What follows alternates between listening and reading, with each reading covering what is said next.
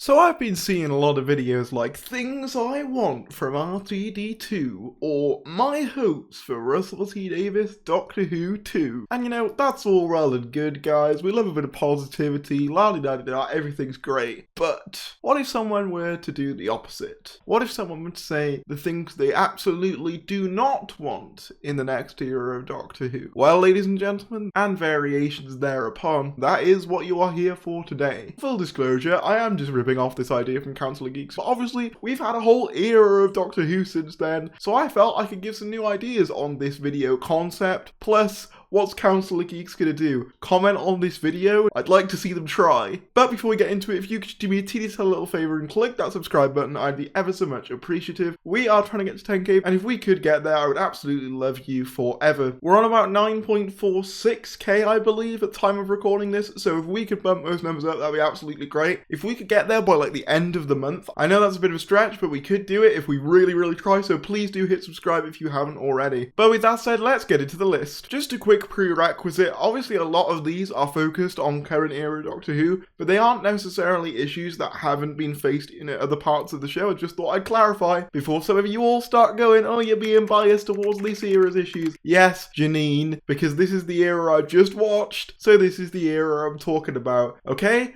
Get it? Got it? Good. The first thing I don't want to see in the next era of RTD is a romantic relationship between Doctor and companion. Now, this was a trend started by the Davies himself way back in 2005 with Rose, and quite frankly, I've never liked the trope. Personally, for me, I like the Doctor to not be interested in that sort of thing. The way I enjoy that character, it's never something that I think registers on his radar, generally speaking, with the exception of Riversong, although I like to believe that the reason he liked Riversong was more to do with the mystery of who Riversong was and why they kept meeting out of order. He was more in love with the person and the idea of Riversong. But yeah, personally, I've never been a fan of this trope, and obviously the reason I am bringing it up is that we had it very recently confirmed that Yaz has feelings for the Doctor, and while I'm very happy for people who wanted that, it's just not something I particularly like. Personally, for me as well, all the best Doctor Who dynamics are the ones that aren't this romantic side. Your 10 and Donnas, your 11 and the Ponds, and by the way, I know some of you are going to point out in the comments, Amy did feel attracted towards the Doctor, but it was very quickly snuffed out by the Doctor, so I don't count that one as a romantic entanglement. And even in Classic Who as well, pairings like Ace and Seven, 2 Jamie and Zoe, although to be fair, with 2 and Jamie, who knows. The next one applies to basically all of the revival, but has really started to grate on me with the current era, is can we stop seeing the Daleks every year? More specifically, at the same time every year. It's getting really predictable to me that like every New Year's you get a Dalek special. It was fun as a tradition to start out with, but I've found that by this point, I'm kind of sick of it. So a change up as to when Daleks appear, in my opinion, is very much needed. Obviously, I know some people are going to bring up the Terry Nation estate and how they have to appear at least once every year, or at least that's the ongoing theory anyway. If that is the case, then simply just have them make minor cameos as they have in Flux, Series 10, Series 6, etc. Next up, and this is almost exclusively a Chibnall era issue, can we stop having stories that jump between like 20 different locations? I'm okay with it for big event episodes and also just establishing a world.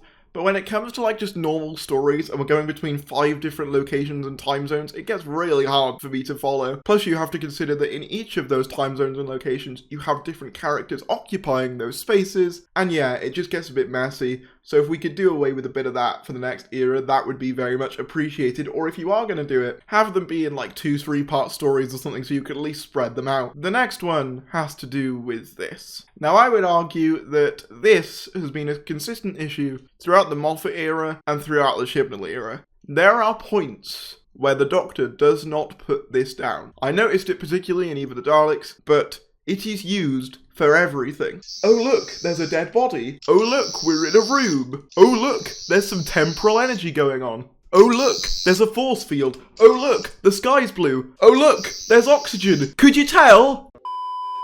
Point is, this thing has become way too overused. And I'm not saying anything new here, this has been an issue for a while, but it's come to the point where it does genuinely take me out of stories. And plus, I think it makes the Doctor look a little less intelligent, when rather than using their brain to figure out problems, they just have one all-in-one device that does all of it all of the time. Obviously, I'm not opposed to it being used for certain things, but I think for some things, I wouldn't mind the Doctor just being able to figure it out through their own brain power. Let's just have this be used slightly less, and let us definitely not have it be used to resolve a plot. I'm looking at you, Power 3. I know Stephen Burkoff was an idiot. This one is key for me.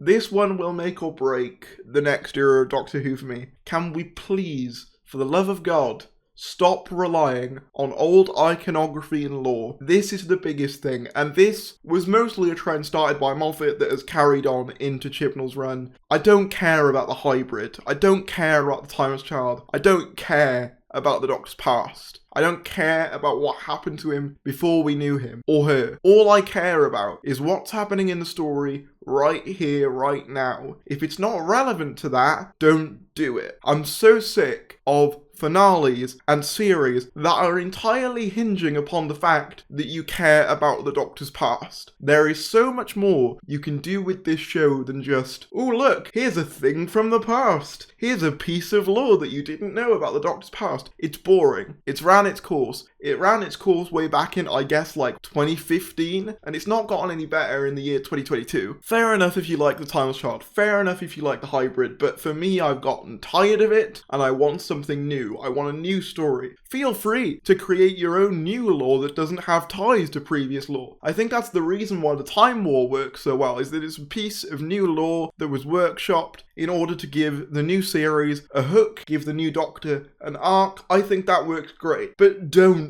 have the entirety of a Doctor's main arc be, I don't know this thing from me past. Please don't do it. It just gets to a point where it's predictable and it's not sustainable. Consistently relying on the show's old lore constantly, at a certain point you run out of old lore to refer back to. With all that said, I'm pretty sure that RTD will be aware of these problems, or I guess complaints that fans have about Doctor Who, and have had about Doctor Who for a while. I can't see him going back and telling a story about old lore. It's been done to death, and I think he'll know that and want to move on. But let me know some of the things you think Doctor Who should stop doing. There are things that I haven't included that I did consider including. For example, I'd personally like a return to the one companion, one Doctor TARDIS team. I know that bigger TARDIS teams can be done well. I just don't think the new era is a particularly good example of that being done well. But for me personally, my preference has always been one Doctor, one companion. I think they're the most interesting dynamics. You can have side characters pop in, like 12, Bill, have Nardole maybe pop in a couple of times. Same goes for establish 11 and 81st and then introduce Rory into the dynamic. I'm fine with that. I'm fine with the staggered approach, but don't introduce 3 companions at once. Just do one Doctor and one companion to start and then maybe introduce their extended family. That's just a personal thing for me. Comment down below some of the things you want Doctor Who to stop doing. Like this video if you enjoyed. Subscribe if you're new. I really would appreciate it. Quick shout outs to Debs Iona, Simon Ashley, Shane Smith, Patrick Mewson, Bree Keffin, Seb Lowndes, Jay Monroe, and Preston. If you want to become a member, feel free to do so. It really helps out. You get exclusive posts, shout outs in every video, and even your own badge and custom emojis to use during live streams. And I will see you later.